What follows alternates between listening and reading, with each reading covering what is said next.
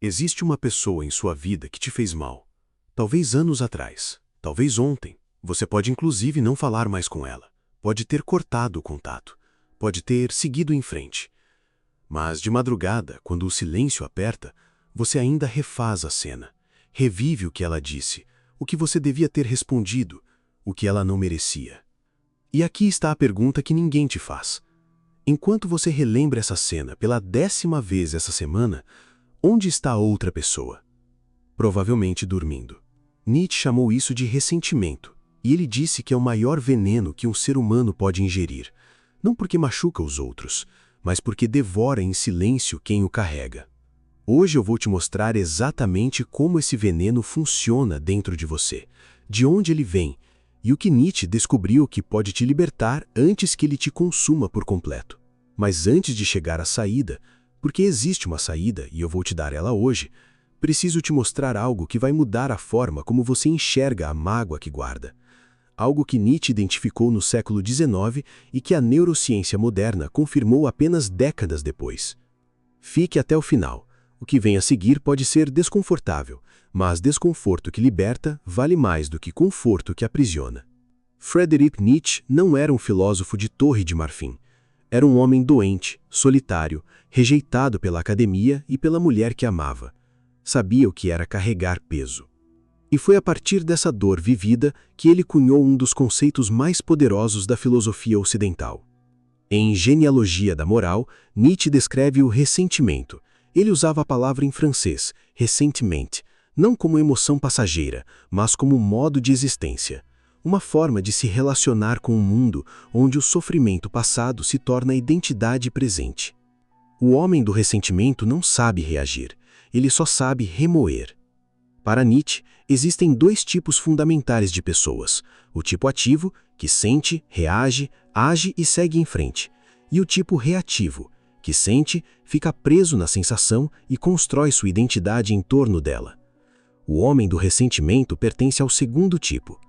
Ele não se define pelo que quer, ele se define pelo que odeia. E aqui está o detalhe cruel. Quanto mais inteligente você é, mais sofisticado se torna esse processo. Você não guarda rancor, você constrói narrativas, reúne provas, ensaia discursos, cria um tribunal interno que jamais fecha o caso, porque fechar o caso significaria abrir mão da única identidade que te restou, a de vítima. Perceba isso agora. Se você sente que ninguém te entende, que as pessoas ao redor não merecem o que têm, que você faria tudo melhor se tivesse as mesmas oportunidades, isso não é clareza. É ressentimento disfarçado de lucidez. E a diferença importa, muito. Nomear o que você sente é o primeiro ato de poder sobre ele. Nietzsche era genealogista. Ele não queria saber o que as coisas são, queria saber de onde vieram. E quando rastreou a origem do ressentimento, encontrou algo perturbador. Ele nasce da impotência.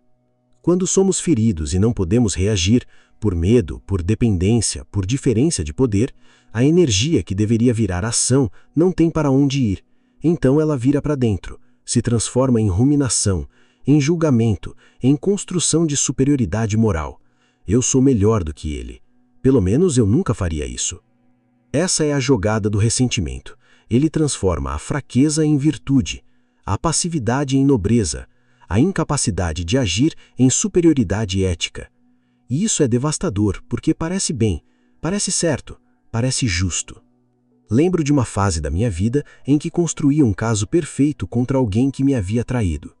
Cada detalhe catalogado, cada falha analisada. Eu me via como o honesto, o íntegro, o que sabia reconhecer a verdade. Mas a pergunta que demorei anos para me fazer foi: esse exercício mental me tornava mais livre ou apenas me mantinha preso àquela pessoa, àquele momento, àquela dor? O ressentimento é um laço invisível. Você pensa que cortou a relação, mas enquanto guarda a mágoa, essa pessoa ainda mora dentro de você, ainda ocupa espaço, ainda dita seu humor, seus pensamentos, suas noites. Aqui está um teste simples. Pense na última vez que contou uma história sobre algo ruim que aconteceu com você. Em qual papel você estava? Se você sempre é o que age certo e sofre as consequências do erro alheio, não estou dizendo que você mente. Estou dizendo que o ressentimento é um excelente editor de memória. Ele corta o que não serve à narrativa da vítima. Protagonistas carregam responsabilidade. Vítimas só carregam dor. Qual das duas permite crescimento? Nietzsche não era ingênuo.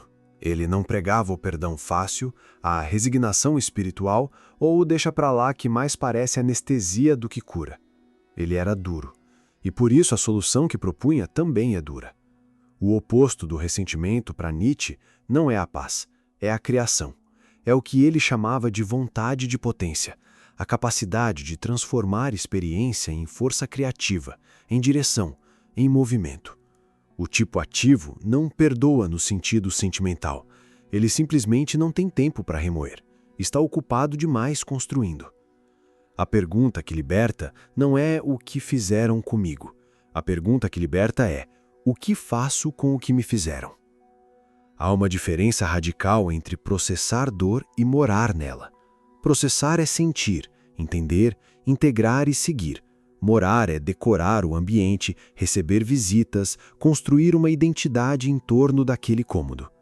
Nietzsche dizia que o grande ser humano é aquele que absorve experiências tremendas sem que elas o definam. Isso não é repressão, é transformação. É o que os atletas fazem com a derrota, o que os artistas fazem com a perda, o que qualquer pessoa que você admira fez com as piores fases de sua vida. Não esqueceram, usaram. Lembra que eu disse que Nietzsche identificou algo que a neurociência moderna confirmou décadas depois? Aqui está. Pesquisas em neurociência cognitiva mostram que ruminar ativa o mesmo circuito de estresse do evento original. Cada vez que você revive a cena, seu cérebro produz o mesmo cortisol. Você não está lembrando, você está sofrendo de novo, em tempo real, enquanto a pessoa que te machucou segue com a vida. O ressentimento não é memória, é automutilação com a máscara da justiça. Então eu te pergunto, não retoricamente, mas de verdade, existe alguém que ainda mora na sua cabeça sem pagar aluguel? Uma situação que você revisita sem que ela te leve a lugar nenhum? Um julgamento que se repete? Uma mágoa que você chama de memória, mas que é na verdade uma prisão? Se a resposta for sim, e para a maioria das pessoas o primeiro passo não é perdoar, é perceber o custo. Quanto do seu presente você está pagando para manter esse arquivo aberto? Quanto da sua energia vai para esse tribunal interno que nunca vai te restituir o que foi tirado? Nietzsche não era suave, mas era honesto.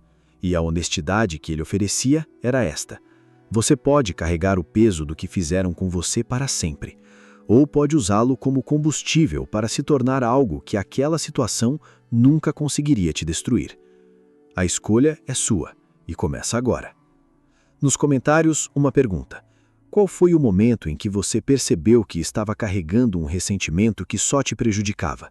O que te ajudou a soltar? Compartilhe. Sua experiência pode ser exatamente o que alguém aqui precisa ouvir hoje. E se esse vídeo ressoou com você, o próximo aprofunda algo que Nietzsche considerava o antídoto definitivo para o niilismo. Você vai querer ver.